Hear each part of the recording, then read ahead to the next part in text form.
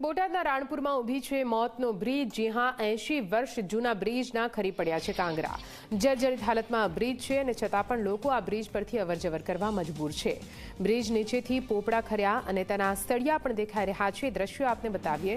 બ્રિજની જાળવણીમાં બેદરકારીનો આક્ષેપ લોકો લગાવી રહ્યા છે। લોકો રજૂઆતો કરીને થાક્યા પણ આ બ્રિજનો પણ કોઈ સમારકામ અથવા કોઈ કામગીરી નથી કરવામાં આવી રહી।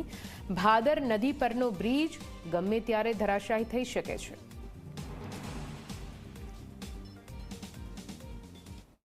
સાહેબ બહુ અમે બીતા હાલવી છે। આ 100 વર્ષ ઉપર થઈ ગયા છે। અમને બહુ બીક લાગે। અમારી કોઈ સલામતી નથી। આ પુલ કદાચ પડી જાય તો રાણપુર માટે અવર જવર માટે તમારે બીજો કોઈ ઓપ્શન ખરો? ના, કોઈ નહીં। તો આ પુલની દુર્ઘટના ઘટે સરકાર પાસે તમારે તંત્ર પાસે શું રજૂઆત છે? અમારે ગણિતાને અમે રજૂઆત કરી પણ કોઈ ધ્યાન દેતા નથી અને અમને વારે અમે લોકલ ગાડી આવી ગઈ છે। ઘડીક થઈને બીક લાગે। 5 બૈરા બેઠા, 2 બેઠા, તો અમારી કોઈ સલામત નથી। એની કરતાં તો જે જૂનું જે બાંધકામ હતું એ સૌથી મજબૂત હતું। આ રેલિંગ નાખી એમાં તમે જોઈ શકો છો કે આ પાઇપ જે એની નીચેનું જે અંતર છે તમે જુઓ કે આ કેટલું હલે છે। તમે જુઓ કેટલું સારું કામ કહેવાય કે આ બધું હલે છે। તમે આ જોઈજો, જો આ બધા પોપડા જોઈ લો કે આ કામ જુઓ તમે